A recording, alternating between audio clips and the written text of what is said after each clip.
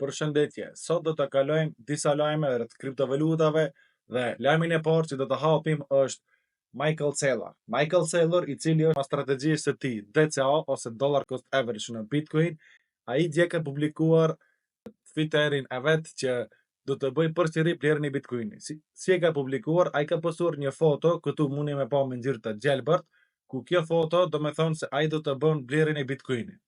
Mundi me pa këtu. Këto pikat e gjelbërta është ku ai çdo herë ka bërë blerjen e Bitcoinit. Mundën e me po që Michael Saylor për vitin 2020 herën e parë ka bërë blerjen e Bitcoinit dhe ka vazhduar çdo vit me bërë blerjen e Bitcoinit me strategjinë e tij DCA. Në çdo vit ai ka bërë blerjen, do të thonë çdo pikë e gjelbërt këtu është pika ku ai ka bërë blerjen e Bitcoinit. Dhe po ashtu ai edhe sot është duke blerë Bitcoin. E ka paralajmëruar këtë me një story në X dhe ai sot është mbi 55% në fitim me Bitcoin. Para disa orëve e ka publikuar po ashtu edhe blerjen e Bitcoinit. Ai ka bërë blerjen e Bitcoinit në vlerë $110 milion ose 1045 Bitcoina. Blerja e Bitcoinit që ka bërë ai ka kushtuar $105.000. Do të thonë, edhe pse Bitcoini është mbi $100.000, Michael Saylor nuk dorëzohet nga strategjia e vet dhe bën blerjen e Bitcoinit pavarësisht çmimit. Me thënë, ai nuk e sheh çmimin çdo herë kur ka ai sasi të mjaftueshëm për investim, ai e bër blerjen e Bitcoinit, pavarësisht çmimit. Lajmi që do ta hapim është Bitcoin ETF. Mundeni me pa që fondet janë duke shitur ngadalë Bitcoinin, po ashtu BlackRock është duke shitur Bitcoin. Dhe lajmi që më ka pëlqyer mu është se ato janë duke shitur Bitcoinin, por nga ana tjetër në mënyrë indirekt janë duke bler Ethereum. Do të thonë, Ethereum ETF mundeni me pa që ka një rritje konstante. BlackRocku ka vazhduar çdo ditë që të blej Ethereum. Do të thonë, këtu në 3 juni ka bler 77 milion. Ditë përsëri 73 milion, 34, 15 milion. Okej, nuk janë këto blerje masive që Ethereumi të shkojnë në $5.000 ose $10.000, por që më ka pëlqyer është se ato kanë nisur që kapitalin nga Bitcoini të çojnë në Ethereum. Ngadalë, nuk mundet që tash ato që të blejnë për $1 miliard Ethereum. Ngadalë janë duke bler para në sy, në treg nga njerëzit që ndjekin botën kriptovalutave janë duke bler konstant. Munden e me pa këtu që Bitcoini është momentalisht në vlerë për $107.000, po ashtu do të thënë ka një rritje 107.953, duket se së shpejti do të bëhet 108.000, ndoshta sipas meje edhe sot do të kena një ATH të Bitcoinit. Do të shohim a do të ndodh.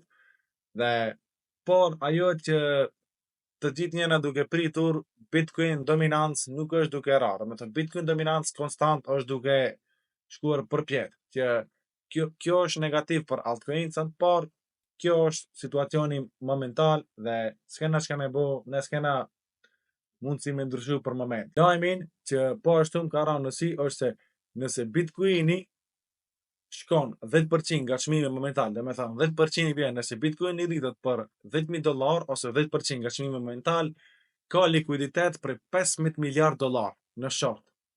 Dhe shumë gjosa ka që Bitcoini të shkojë 10% dhe të marrë likuiditetin më të madh që ka pasur Bitcoini në historinë e vet. Do të thonë $15 miliard likuiditet në shok. Që së shpejti mund të ndodhë që Bitcoini të shkojë 10% përpjet dhe të kap këtë likuiditet dhe të kthehet përsëri në $100.000 dhe të stabilizohet. Do të ndodhë ka gjosa se është likuiditet i madh dhe shumica e exchange-ave shkojnë të kapin likuiditet. Lajmi që duhet patjetër të ndjekim është se të gjithë përdoruesit të Coinbase-it që tash do të kenë 82% gjosa më të vogla për bllokimin e llogarisë. Coinbase kohën e fundit ka bllokuar shumica e njerëzve llogarit pa paralajmërim, pa arsye.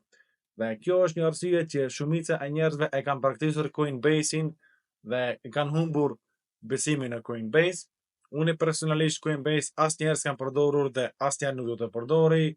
Ka shumë exchange tjera, nuk kam nevojë që të përdori Coinbase, por Coinbase ka humbur shumë llogari dhe shumë njerëz ka humbur shumë besim te klientët e vet dhe është shumë problem që të kthehet besimi. Brian Armstrong e ka paralajmëruar në Twitter që Coinbase i ka rregulluar problemet që i ka pasur dhe e ka ulur 82% gjasat që të bllokohen llogarit, por që tash është shumë vonë se shumë njerëz e kanë praktisur Coinbase-in si exchange dhe nuk janë duke përdorur, edhe pse mas atij hakimi që kanë dalë informatat e klientëve, po ashtu kanë humbur shumë besim. Në botën e kriptovalutave, sendi kryesor është besimi te investitorët. Dhe nëse ti humb besimin te investitorët, shumë shpejt mund të falimentojsh, të falimentojsh ose të shkosh në konkurs bankron. Lajmi që duhet po ashtu të përcjellim është Zvicra do të shkëmbejë të dhënat për mbajtësit e kriptomonedave 74 vende sipas Carfit.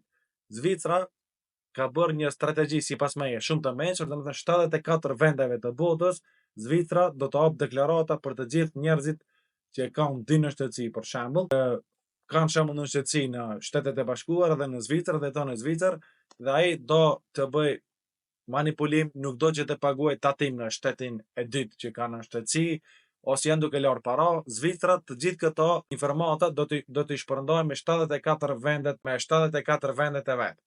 Dhe kjo është një hap i rëndësishëm për Zvicër dhe hap kryesor për shkak se normalisht se do të pret Zvicra edhe për atyre që edhe ato të shpërndajnë informacione nga klientët që i kanë, dhe kështu do të kenë një kontroll shumë të madhe indirekte, domethënë nuk do të ketë më mundësi që të jesh anonim, edhe pse anonimiteti është zvogëluar në minimum, se ti kur hap një account në një exchange duhet patjetër të bësh kyç, të verifikohesh me pasaport, emër, adresën.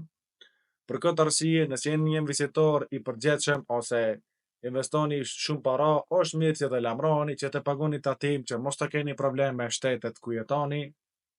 Gazeta më e madhe, Forbes, ka përcjellur që Donald Trumpi ka fituar $1 miliard në vetëm 9 muaj nga kriptovalutat. Siç e dim përsëri, presidenti i Shteteve të Bashkuara Donald Trumpi, ai ka fituar $390 milion nga taksat, nga shitja e tokenit në platformën e tij World Liberty Financial. Po ashtu, presidenti aktual ka fituar $315 milion nga meme queeni Trump. Ka fituar provizion nga shitja dhe blerja e njerëzve. Dhe po ashtu ka fituar $427 milion nga sasia e meme queenit që e ka shitur. Këto janë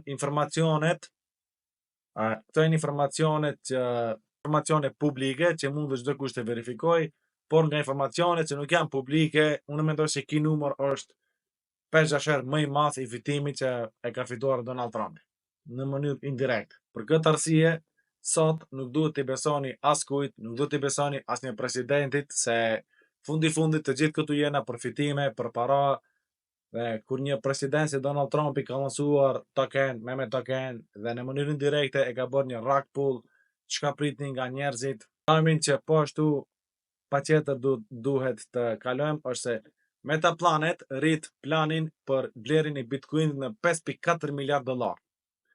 Menjëherë Metaplanet, i cili e ka shpallur këtë lajm, aksionet